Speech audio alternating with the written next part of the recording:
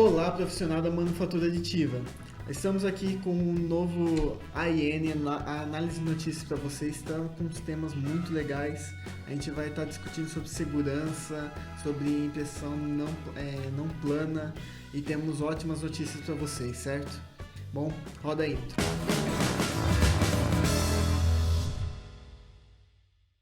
Bom, eu sou o Vitor.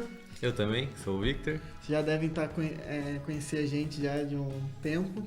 E hoje a gente vai querer conversar primeiro sobre segurança na fabricação digital.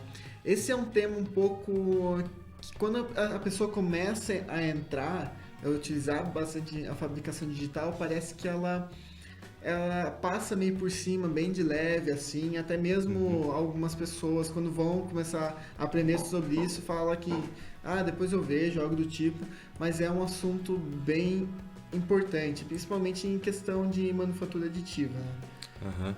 Quando a gente vai começar na impressão 3D, a gente resolve montar uma máquina.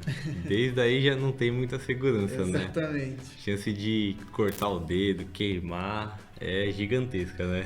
Ou até mesmo aquele povo que resolve comprar aquela máquina mais barata da China, aí chega e pega fogo. Nossa, verdade. Bom, eu queria conversar um pouco, você tem mais experiência que eu, mas qual é a importância em si da segurança quando você estiver trabalhando com uma máquina? Então, a gente precisa, por exemplo, a segurança ela é até um ponto de barreira de entrada das máquinas em algumas escolas, em alguns lugares. Por quê? A maioria das máquinas não se atentam a isso, em manter uma segurança. E você tem, por exemplo, eu vou colocar a minha máquina numa escola, numa indústria, eu tenho que seguir todas as normas de segurança, ISO, enfim, eu tenho que seguir tudo isso. Se as máquinas não me oferecem essa segurança, isso já é uma barreira para elas entrarem nesses mercados, entendeu?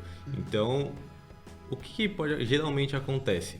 Você está trabalhando com as máquinas, ou você vai cortar o dedo, tirando a peça numa espátula, alguma coisa assim, ou você vai queimar. Eu já até queimei legal aqui uma mão, tava fazendo a manutenção, o bico escorregou, encostou assim na minha mão, derreteu quase minha mão. Nossa. Então é bem complicado isso daí. A gente tem que manter sempre os cuidados. Tem as máquinas que vão ter alguma coisa de segurança assim, são um pouco mais caras, mas vai mais do uso da pessoa. Sim. Também. Então ela tem que estabelecer um protocolozinho lá de trabalho. Esperar a peça esfriar, para usar uma espátula com luva de segurança, usar todos os EPIs. Porque isso daí você pode comprometer, pode até acontecer alguma coisa grave. Sim. Ou também você falou da espátula, se a pessoa quiser investir daquelas mesas flexíveis e tal, é interessante. Bem melhor, sim. Uma coisa que eu queria colocar também é a questão que não é só com a máquina. Com o material em si que você estiver utilizando também é preocupante. Se você você é de uma fábrica grande, está utilizando um monte de máquina com pó, você não vai sem máscara mexer com ela, certo? Ou até mesmo com a resina é tóxica, SLA em geral, resina é tóxica, então a gente tem que tomar esses cuidados. Todo mundo fica surpreso ao ver o peixe com plástico, ninguém quer ter um plástico dentro do nosso corpo, né? Então, é a mesma linha de ideia. Sim, sim. É isso aí, a gente tem que tomar o que eu recomendo, por exemplo, para impressoras FDM, usar aquela mesa, você comentou que ela é flexível, você não precisa ficar usando espátula. Teve até um amigo nosso lá que ele foi fazer, o Francisco foi tirar a peça com a espátula entrou na mão dele e teve que tomar ponto. Nossa. Então, e aí a gente tá produzindo as peças, teve que parar toda a produção por causa de um acidente. Então tem que tomar cuidado com isso daí. Então pode usar uma mesa flexível. E uns protocolos, esperar a impressora esfriar, se for na resina sempre usa luva, usa os materiais adequados, por exemplo, não ficar usando muito álcool de posto, porque ele não é feito para você ficar manuseando e inalando. Realmente. Então, tem esses cuidadinhos aí. Tem um povo que resolve usar álcool de posto. Uma coisa que eu acho interessante é quando a gente está olhando a máquina em si, a gente realmente pensar, cara, a máquina eu vou estar utilizando ela toda hora, certo? A gente já falou disso, mas voltando um pouco mais aprofundado, que eu vejo algumas máquinas que o povo compra que não tem um sensor de segurança que se superaquece, ela desliga automaticamente. Vejo máquinas que é um conectorzinho de 60 centavos. Os caras resolvem baratear e comprar o mesmo conector de 5 centavos. Aí a máquina pega fogo, ninguém sabe por quê, certo? Ou uma fonte que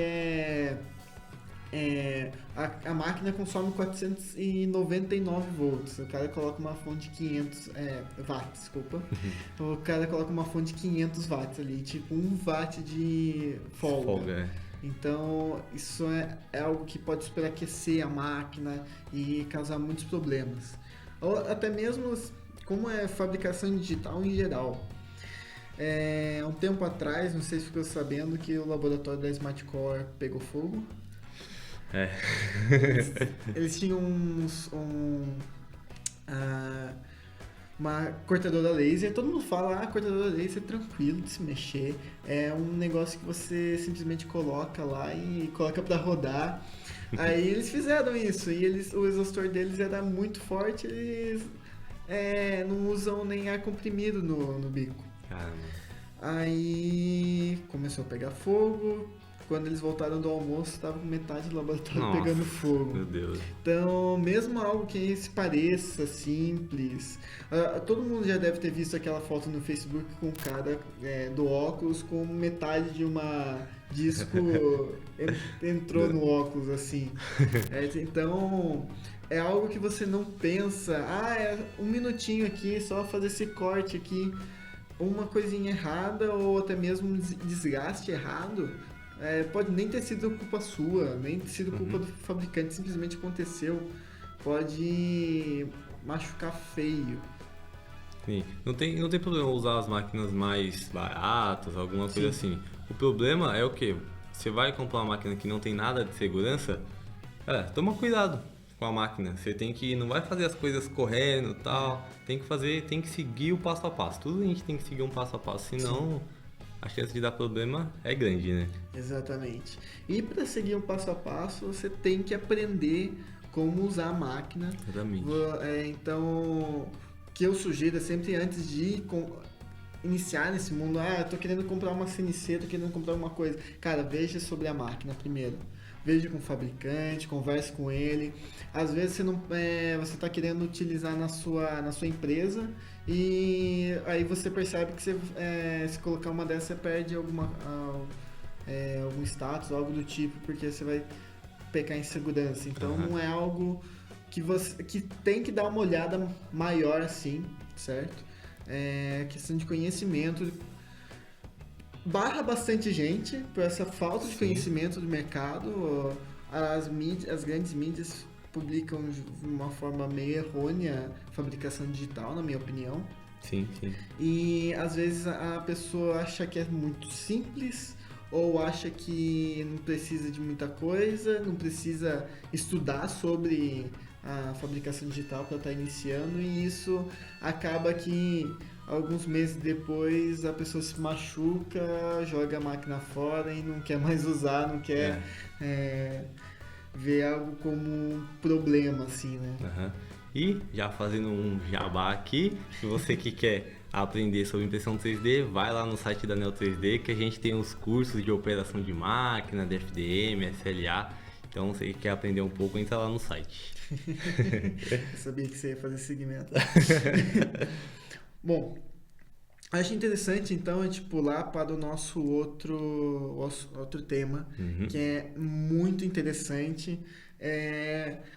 Em inglês se chama impressão non-planar, certo? Ela não é planar. O que seria planar? Vamos lá. A peça, basicamente, ela é impressa em camadas. Então, uma camada em cima da outra. Se você tem alguma peça que ela tem um ângulo, construção para cima, você vai conseguir ver nitidamente aquelas camadas, que são impressas em FDM. Parece umas escadinhas assim. Parece umas escadinhas. SLA também tem. SLA também tem. Que fica mais visível nas FDMs, né? Sim, porque é bem maior as camadas. E aí, a impressão não planar, ela é uma forma da gente não ter essa marca de camadas. O que que ele faz? Ele vai movimentando o eixo Z para fazer a finalização dessa camada. Então ele não imprime uma fatia e depois uma fatia em cima da outra. Ele imprime fazendo a movimentação do eixo Z. Exatamente. É como já é comum utilizado isso, principalmente com router CNC, certo? Aham. Então eu tenho na minha router CNC, eu faço as minhas escadinhas com uma ponteira maior, uma ferramenta maior para fazer mais rápido, e depois eu vou com uma ferramenta menor para dar o acabamento e deixar mais lisinho assim. Então a ideia, creio que surgiu daí, Sim. de você estar utilizando o Z movimentando junto com o seu XY para fazer a peça. E o que eu acho interessante é que tem a maior limitação dela é a questão do bico, né? Bico. Que você não pode usar em qualquer ângulo, senão imagina, você bate no bico o ângulo que você está colocando, ou até mesmo você vai olhar assim, tem afundou porque o bico esquentou ali e fez um buraco na peça, então não é muito legal, né? É como se fosse o mesmo limite que a gente tem de construção para colocar o suporte, seria o contrário, para o bico não entrar Exatamente. ali na peça. Exatamente. Eu gostei muito, muito, muito, muito dessa impressão não planar. Eu ainda não imprimi, mas eu quero testar, porque dá para fazer. Aparentemente tá fazendo uns negócios muito bom Sim. com ela. Você resolve vários problemas, que fica aquelas linhas marcando, aí o Sim, pessoal não sim. gosta. Você ativa essa opção e Então dá para fazer acho que a maior quantidade de geometria que ela consegue fazer, que beneficia muito disso, é quando você vai fazer landscape, esqueci. Uma maquete de um solo, algo do Aham. tipo, que tem um solo da Lua, que tem várias descidas e subidas, você quer fazer aquela forma ali, eu acho que ela ajuda bastante. Sim, sim. E eu acho que ajudaria mais, sabe aquela função do cura, que se chama passar a ferro, Aham. que você simplesmente esquenta? Eu acho que ajudaria ainda mais se conseguisse fazer uma função dessa, assim, Juntar e os deixar dois. exatamente. Nossa. Ia ficar bem legal. E será que a gente consegue fazer isso pra asa de resina também? Porque A Carbon Clip teoricamente faz sim, isso. sim, Eu acho que daria. Não depende do ângulo também. Depende do ângulo, porque se você tiver algo, por exemplo, vamos pensar num gancho, Aham. certo? Eu tenho um gancho aqui. Então eu vou imprimindo dessa parte aqui, aí quando eu chego nesse topo eu vou voltando a peça Vai para precisar. imprimir. Daria até um certo ângulo. Mas algo dentro da peça é impossível, porque daí depende a resina. Se for transparente, acho que ela consegue fazer alguma coisa, mas qualidade esquece ali dentro. Essa é uma coisa boa pra se pensar, né? Ver se alguém faz pra Quem quiser fazer uma pesquisa aí, ó, tá a não planar pra dica. resina. Fique à vontade. Se você começar a fazer essa pesquisa ou já tá fazendo, dá um toque pra gente, deixe nos comentários que a gente quer saber. Sim. Mas sabe o que eu acho interessante, cara? Isso é falando em pesquisa, isso é uma pesquisa de uma tese de mestrado do Daniel Allers, da Universidade de Hamburgo, certo? Só que tem um pequeno problema nisso. Ela não é só uma pesquisa de tese. A comunidade já está desenvolvendo do software Slicer. Eu não gosto de Slicer, é Slick3R. Porque você fala Slicer, todo mundo pensa em qualquer Slicer. Então, o Slick3R, a comunidade já está fazendo um código para funcionar uma impressão não planar nisso. E, para ajudar, nós já temos uma patente de 2015 da Autodesk nesse quesito. E aí, será que isso vai dar problema? Cara, É patente. E a galera tá exatamente. desenvolvendo lá no Slicer também, no Slack 3DR. É. E aí, será que vai dar problema isso? Cara, tipo, eu não vejo. Por ser uma comunidade, tipo, é um monte de gente fazendo, a única coisa que a Autodesk pode fazer é barrar a Slicer de fornecer direto na distribuição dele. Pode ser. Na distribuição Prusa, na distribuição original, não vai poder distribuir direto. Eu acho que seria isso.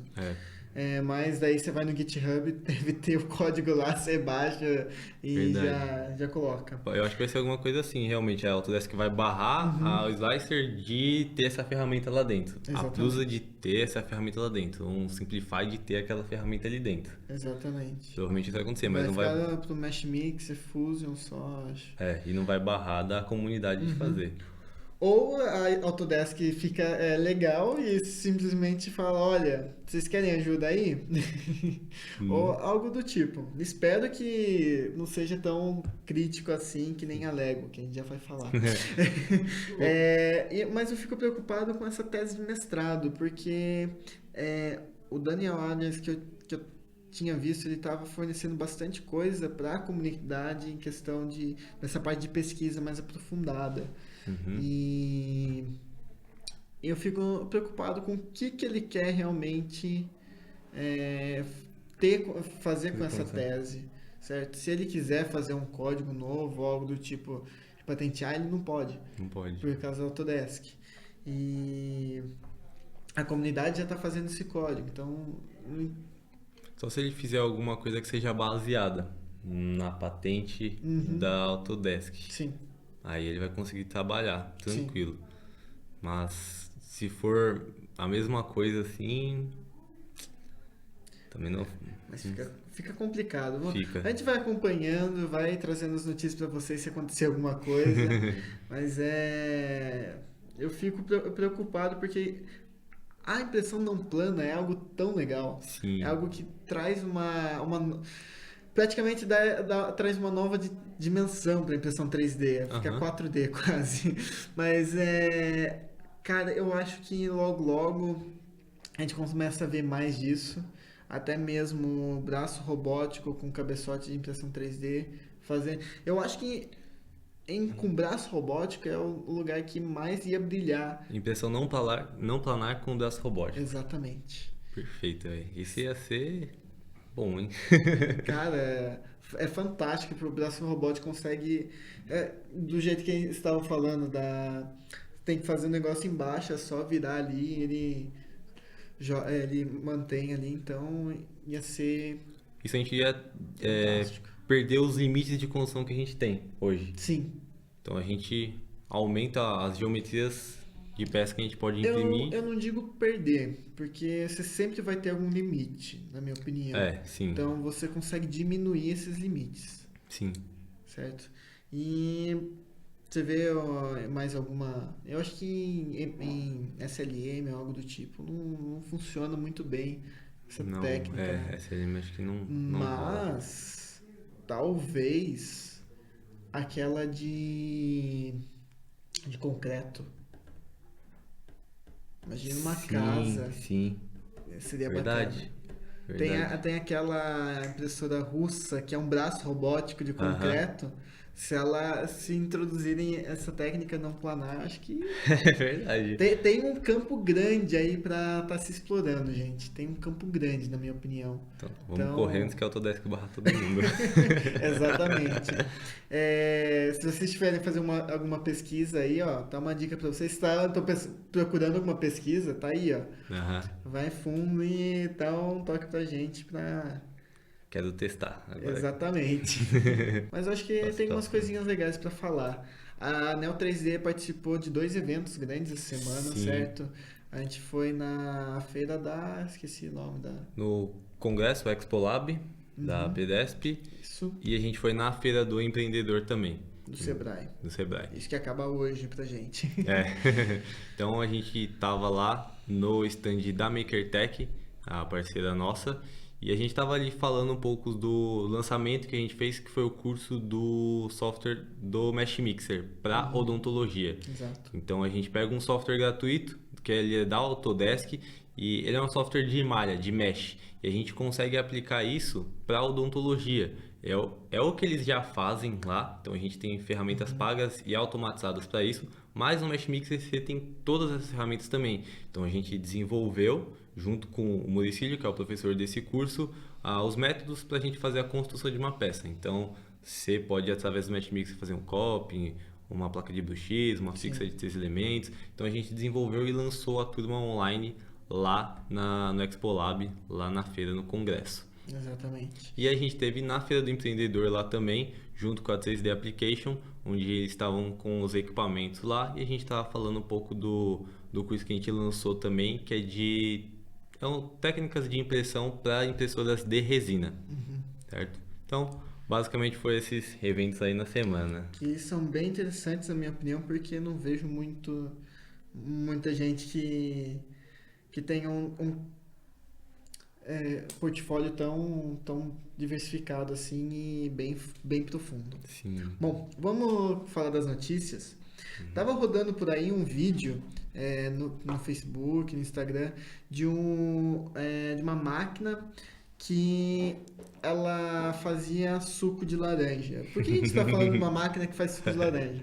Além dela ter 1.500 laranjas em cima numa espiral, ela pegava essa laranja, cortava, espremia, pegava essa casca, jogava num compartimento, certo? Eu já estou explicando como que ela funciona, nem falei o que é. Joga num compartimento, transforma essa casca de laranja em pó, ela seca e transforma em pó, para daí misturar com PLA para fazer um filamento. Então ela usa pelotas de PLA para fazer o filamento dentro da máquina. Tudo bem, a máquina tem tamanho de um quiosque, tá? Mas E daí ela imprime um copo com uma impressora ali para você beber, certo? Basicamente Então, ele pega a laranja, fabrica o copo e fabrica o suco e te dá o copinho impresso através da laranja e o suco feito de laranja também. exatamente. Bom, essa máquina se chama Feel the Peel, sinta a... Não dá para explicar muito bem o que é peel, é tipo tirar a casca. Então, é uma máquina de suco de laranja com impressão 3D. Eu vou ler só rapidinho aqui. Máquina desenvolvida por um estúdio italiano com parcerias da WASP, que é uma empresa de impressora 3D, a gente já comentou dela aqui, e da Eni, que é uma companhia de energia. O protótipo está em tour atualmente. Se vocês quiserem ir para a Itália e conhecer essa máquina, fiquem à vontade. E eu já expliquei como ela funciona. Eu vejo alguns lados ruins dela. Por exemplo, demora no mínimo meia hora para imprimir o copo, certo? Então ela não consegue oferecer para muita gente num dia só. E a tecnologia FFF ainda não é considerada segura para comida totalmente, certo? A reciclagem do PLA em si não é tão simples quanto você reciclar copo de papel. Na minha opinião, se eles transformassem a casca de árvore em papel, ia ser um pouco melhor.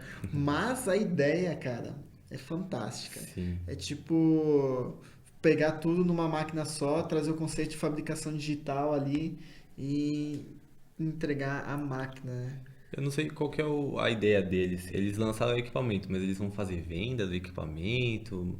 Isso que eu não entendi muito bem. O estúdio que eu tinha visto, eles estavam com essa ideia de fazer para marketing mesmo. Para marketing. Isso, e daí eles fizeram essa parceria com as empresas para conseguir trazer a realidade. A WASP orientando em toda a parte da impressora 3D, com PLA e tal, transformando filamento. E a Eni patrocinou com o Money, né? É muito bom. Sim. Pra fazer todo esse negócio. A máquina é gigante, cara. Ela tem um chapéu de laranja que é muito legal. Se vocês não viram esse vídeo, vejam o vídeo. A gente vai colocar na descrição o link da matéria. A matéria foi postada na Al3DP, certo?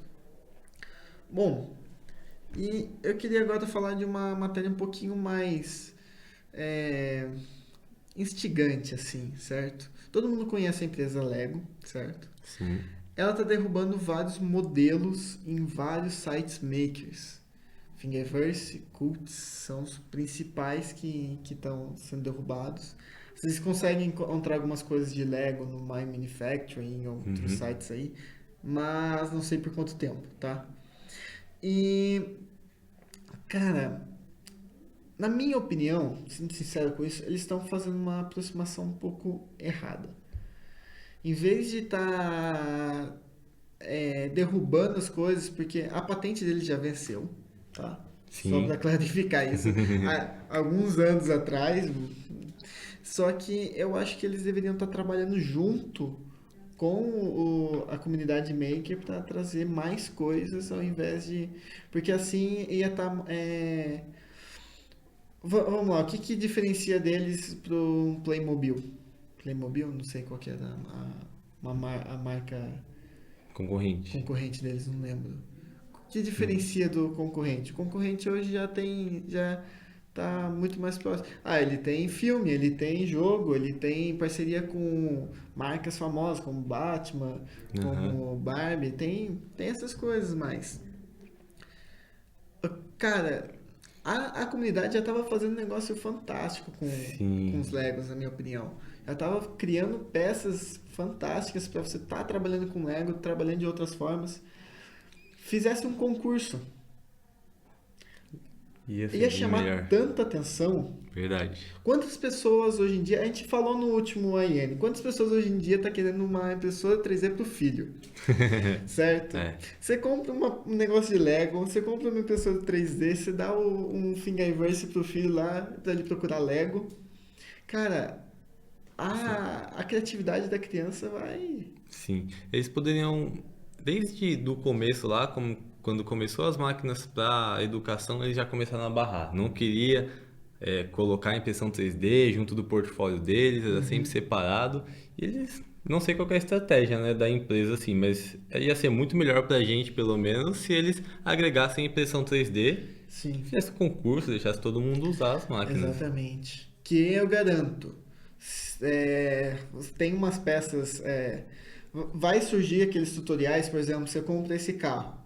Aí você imprime duas peças na sua impressora, você consegue transformar esse carro normal num um carro de bombeiro ou um caminhão de bombeiro ou algo um Aham. avião, algo do tipo. Então a comunidade ia trazer esse negócio e ia ser menos trabalho para Lego. Sim. Isso é uma coisa ótima, ia ser menos trabalho para Lego, só que ia chamar muito mais atenção, na minha opinião. Ia ser Sim. mais um mercado que eles estariam abraçando. Tomara que eles dê uma pausa nisso e comece a trazer o pessoal para poder usar, né? Porque Sim, não vai parar, a galera não vai parar de fazer. exatamente. Bom, esse artigo foi postado na Ao3DP também, então vamos colocar no link na descrição para vocês. E essa aqui é um tema bem interessante, na minha opinião, que a empresa Enscript, é uma empresa acho que de 2011, se eu me lembro bem, ela está enviando sua bioimpressora para fazer experimentos militares no deserto. Cara, eu vou ler a matéria, o resumo da matéria para vocês. A empresa, em conjunto com o governo dos Estados Unidos, enviou sua impressora customizada para o deserto para fazer testes em climas extremos, tirando o conforto dos laboratórios. Isso é uma coisa que eles falam bastante, que a impressora ali no laboratório, ela tá no ar-condicionado, ela tá paradinha na mesinha, bonitinha. O Aham. máximo que acontece é se tem um terremoto, algo do tipo, que ela se move ou alguém chuta a mesa, né? Então, é, e o Departamento de Química e Ciências Biológicas da Academia Militar dos Estados Unidos está levando ela por 10 semanas para realizar testes no deserto. É muito legal.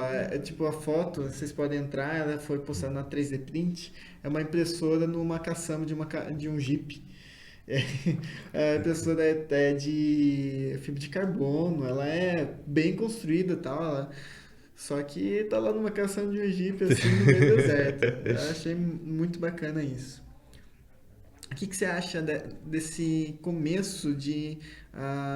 Nós já temos impressoras em lugares extremos, temos 7 impressoras no espaço, se eu me lembro bem. Uhum. Temos. Agora a gente está levando impressora. Tem aquela impressora do deserto que faz Com a areia com a lá. própria areia, mas essa aqui é bioimpressora, levando para um lugar extremo, assim.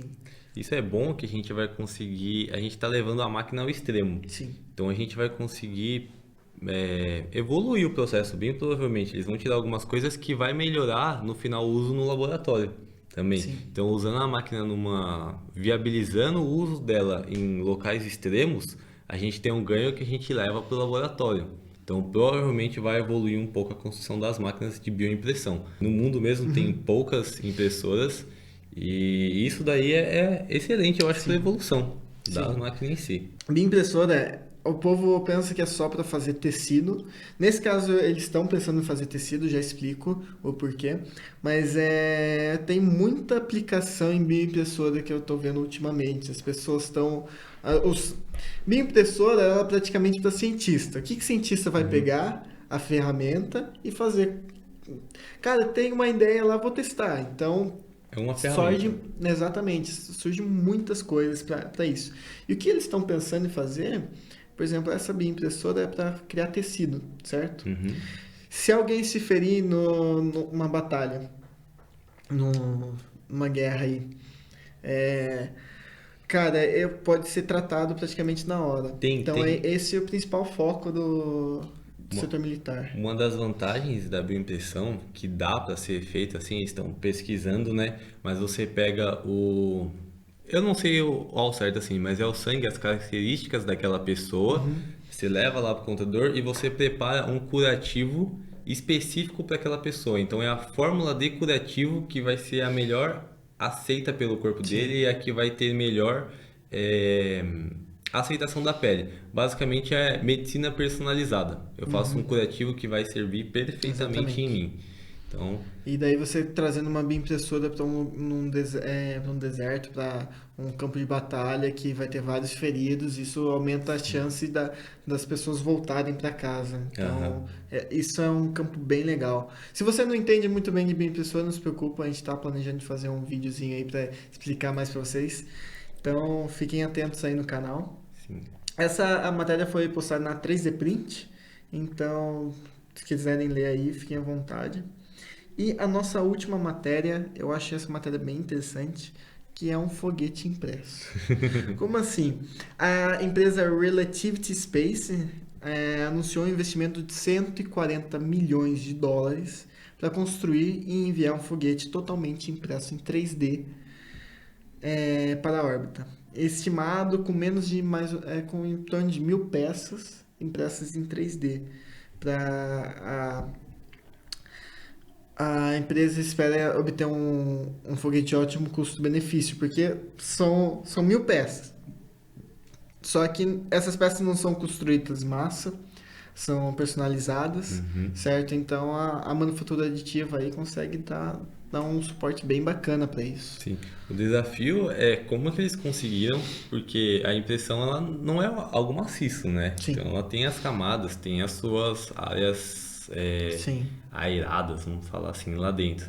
Como que eles conseguiram projetar para que ele tenha resistência suficiente para ele poder ser lançado? Esse eu acho que é o maior desafio, né? Bom, tecnologia tem. A gente viu, por exemplo, a Bugatti conseguindo 97%, 97%?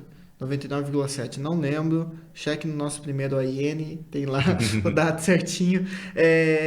Uma porcentagem extremamente alta disso. Então, tecnologia está sendo desenvolvida.